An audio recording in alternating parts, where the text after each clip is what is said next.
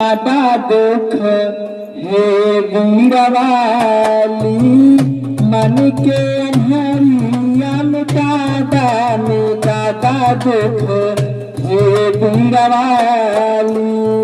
हे वीरवाली मैया शारदा भवानी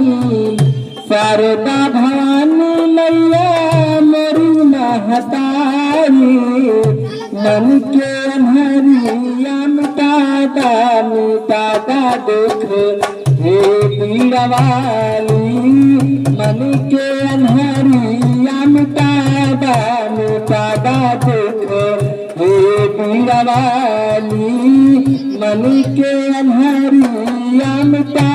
दादा दुख हे वीरवाली सूरदास तुलसी के दिहलु ज्ञानवा मूर्ख कालिदास के हो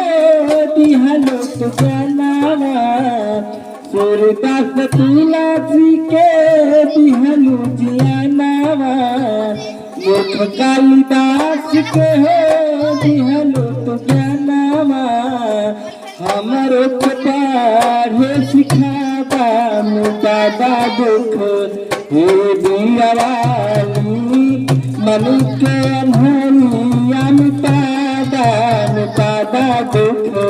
हे वीरवाली मन के अन्हरिया मिटा दादा दुख हे वीरवाली अधरन के आँख बोलू कोढ़ियन के काया मेरे धन के धान दिहनु